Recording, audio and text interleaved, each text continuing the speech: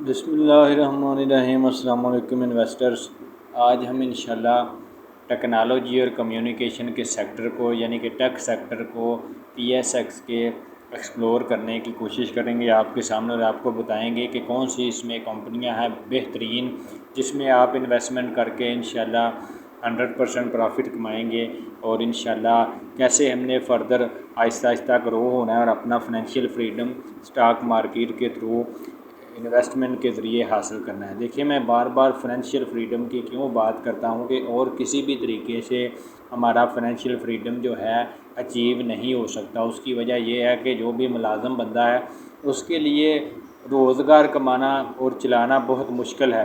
तो उसका यही तरीक़ाकार है कि जितनी भी उसकी सैलरी है उसमें से 5-6 हज़ार रुपये कम से कम 10% 20% के करीब हर महीने सिस्टमेटिक इन्वेस्टमेंट प्लान के तहत इन्वेस्ट करता रहे अच्छी कंपनियों में, तो इंशाल्लाह उसे डिविडेंड्स भी अच्छा मिलेगा कंपनियों का, और उसके जो ग्रोथ होगी कंपनियों की वो भी मिलेगी। तो चलते हैं अपने टेक सेक्टर की जानब। उससे पहले आपसे गुजारिश है कि हमारे चैनल को सब्सक्राइब करें, बेल आइकन ज़रूर प्रेस करें, वीडियो को लाइक और शेयर करें। तो देखें, टेक सेक्टर जो है इसमें 4-5 कंपनियां आती हैं। सबसे पहले एयरलिंक है, सिस्टम है, TRG है, PTC है और हम नेटवर्क भी आता है। तो मैं इन सब के मतलब आपको 5 साल की इंशाल्लाह ग्रोथ के बारे में बताऊंगा कि कौन सी कंपनियां ऐसी हैं जो 5 साल तक आपको बेहतरीन डिविडेंड्स और कैपिटल गेन देंगी। तो सबसे पहले हम ये समझ लेते हैं कि टेक्नोलॉजी और कम्युनिकेशन सेक्टर है क्या। टेक्नोलॉजी और कम्युनिकेशन सेक्टर जो है फंडामेंटली दो किस्म की चीज़ों पर मुश्तमिल है। सबसे पहले इसमें सॉफ्टवेयर और IT सर्विसेज हैं, जैसा कि टेक साइट्स की कंपनियां हैं। तो उसमें क्या करती हैं, वो सॉफ्टवेयर की डेवलपमेंट करती हैं, IT कंसल्टेंसी करती हैं, सिस्टम इंटीग्रेशन करती हैं और इंटरप्राइज सॉल्यूशन देती हैं दूसरे लोगों को, और डिजिटल ऑटोमेशन करती हैं। तो ये सारे जो जितने भी काम है इसमें मशीन लर्निंग है, डीप लर्निंग है और डेटा साइंस वगैरह, तो ये सारी चीज़ें जो हैं इसमें सॉफ्टवेयर में और IT सर्विसेज में आ जाती हैं। दूसरे नंबर पे टेली कम्युनिकेशन और कम्युनिकेशन का नेटवर्क है, जिसमें फ़िज़िकली तौर पर नेटवर्क है, फाइबर ऑप्टिक्स का, सैटेलाइट कम्युनिकेशन है, सेलुलर इंफ्रास्ट्रक्चर है और मीडिया नेटवर्क है, जैसा कि PTCL वगैरह के कम्युनिकेशंस हैं, और दूसरे नेटवर्क्स जो हैं तो वो सारे टेक्नोलॉजी और कम्युनिकेशन में आएंगे। और बेस्ट परफॉर्मिंग सेक्टर जो हैं IT सेक्टर के वो कौन से हैं, उनमें सबसे पहले आ जाता है सिस्टम लिमिटेड। नंबर 1 है मार्केट के कैपिटल के लिहाज से IT सेक्टर में। तो ये क्यों नंबर 1 पे है? सबसे पहले इसका मौत फैक्टर है। मौत फैक्टर से मुराद है कि प्राइस टू अर्निंग इसकी बहुत अच्छी है, और दूसरे नंबर पे अपनी सर्विसेज के लिहाज से अपनी प्राइसेस जो है खुद डील कर सकता है, इस वजह से इसे प्राइसिंग पावर को मौत कहते हैं हम। तो सिस्टम लिमिटेड जो है ये जो है अच्छे तरीके से रेवेन्यू कमा के देता है डॉलर टर्म्स में। 80% इसका रेवेन्यू जो है डॉलर में आता है और 20% जो है पाकिस्तानी रुपीज़ में आता है। तो ये इस लिहाज से बड़ा अहम तरीन है और ब्लू चिप कंपनी है। तो ये क्यों परफॉर्म कर रहा है इसमें, एक तो इसकी रिटर्न ऑन इक्विटी बहुत अच्छी है, और ये इसको एक एज हासिल है इस लिहाज से कि ये PKR की बजाय डॉलर्स में कमा रहा है। और जब भी कोई लोकल डेप्रिसिएशन आती है तो सिस्टम को कोई भी उसमें हिंट नहीं लगती, और टॉप लाइन प्रॉफिटेबिलिटी इसकी रहती है। तो फर्दर मोर ये डाइवर्सिफाइड करता जा रहा है अपनी बिजनेसेस में को, जिसमें क्लाउड कंप्यूटिंग आ रही है सिस्टम लिमिटेड में, आर्टिफिशियल इंटेलिजेंस इंफ्रास्ट्रक्चर आ रहा है, और फाइन टेक की चीज़ें जो हैं आ रही हैं। तो इस वक्त इसकी जो वैल्यू है मार्केट में डेज को एक करीब है। तो आपके सामने सारा डाटा मैंने 5 साल का रखा है, तो ये अच्छा ग्राफ जो है सिग्नल दे रहा है। यहाँ पे हमें अच्छी कंपनी में अर्निंग जो है मिल सकती है। दूसरे नंबर पे एयरलिंक कम्युनिकेशन की बात करें तो वो उसको भी मौत का एज हासिल है, यानी कि अपनी प्राइसिंग पावर जो है वो खुद डील करता है। वो किस वजह से कि ये स्मार्टफोन की मैन्युफैक्चरिंग कर रहा है पाकिस्तान में, जैसा कि टेक्नो हो गया, आईफोन हो गया और रेडमी वगैरह इस तरह के जितने भी फ़ोन हैं उनका पार्टनर है और पाकिस्तान में डिस्ट्रीब्यूशन, रिटेल, बिजनेसेस और लोकल असेंबली कर रहा है ये एयरलिंक। और इसकी क्यों परफॉर्मेंस इतनी बेहतर है कि ये आईटी सेक्टर में डेमोग्राफिक के लिहाज से स्मार्टफोन बढ़ाता जा रहा है और कंसिस्टेंट डिमांड है इसकी कंज्यूमर की, टेक्नोलॉजी की और मोबाइल फ़ोन की। तो इस लिहाज से इसकी सॉलिड ग्रोथ है और स्ट्रॉन्ग अर्निंग टू पर शेयर है। ईपीएस इसका बहुत ज़्यादा स्ट्रॉन्ग है एयरलिंक का। तो ये सालों साल इंशाल्लाह ये साइकिल जो है इसका चलता रहेगा और ये फेवर रह सकता है इन्वेस्टर्स के लिए। तो इसकी जो प्राइस है आजकल जा रही है वो भी 150 के करीब, 156-57 के करीब जो है जा रही है। और आगे तीसरे नंबर पे हम बात करें तो वो है हमारा नेटसोल टेक्नोलॉजी लिमिटेड।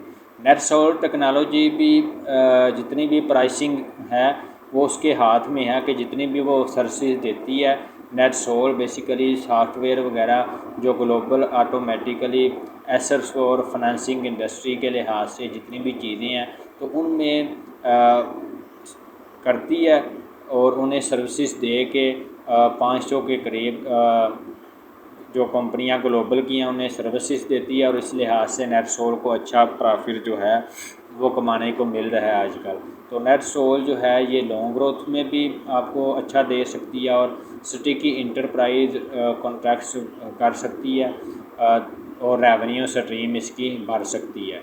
तो ये सारे सिनेरियो है नेटसोल का।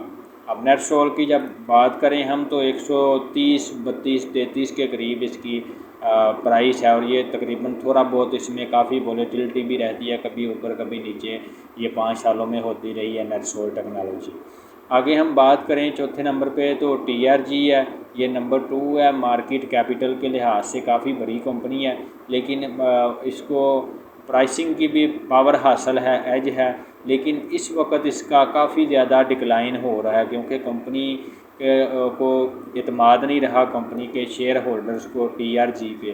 तो 5 सालों से तकरीबन इसका इंडेक्स और सारी चीज़ें जो हैं टीआरजी की ये वॉलेटिलिटी की वजह से और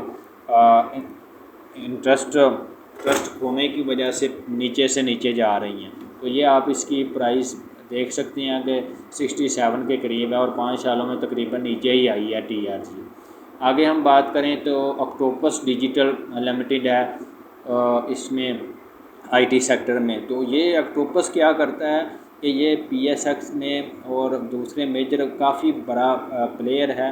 तो ये इंडस्ट्रियल आईओटी यानी इंटरनेट ऑफ थिंग्स जो हैं उन पे काम करती है, क्लाउड कंप्यूटिंग पे काम कर रही है ये कंपनी और बिग डाटा एनालिसिस पे काम कर रही है। तो बिग डाटा जो है ये बहुत बड़ी चीज़ है। बिग डाटा पे आजकल एक डाटा सेंटर भी बन रहा है इस्लामाबाद में और वो बना रही है मारी एनर्जी। तो इसी वजह से मारी पेट्रोलिंग का नाम मारी एनर्जी कर दिया था। तो वो डाटा सेंटर्स में जा रहे हैं, माइनिंग में जा रहे हैं। इसी तरह ये ऑक्टोपस है, ये मैन्युफैक्चरिंग, गैस, ऑयल में, टेक्सटाइल फैक्ट्रियों में काफ़ी डिजिटल जो है इनसाइट्स सॉफ्टवेयर बना के दे रही है। तो ये ऑक्टोपस का एआई के लिहाज से अच्छा स्कोप है। इस वक्त 34 रुपये के करीब ऑक्टोपस की वैल्यू जा रही है पीएसएक्स में। और आगे हम देखें तो पीटीसीएल है जो क्या नाम है आईटी सेक्टर की कंपनी है और उसका विजन है कि पाकिस्तान की सबसे बड़ी और इस लिहाज से लार्जेस्ट कंपनी बन सकती है क्योंकि टेलीनार जो है इसको भी एक्वायर कर लिया है। टेलीनार भी मर्ज हो चुकी है पीटीसीएल के साथ, पाकिस्तान टेलीकम्युनिकेशन के साथ, और इनका अपना यूफोन भी इनके पास है। पीटीसीएल की जितने भी डिवाइसेस हैं और सारा इंफ्रास्ट्रक्चर है वो सारा इनके पास है।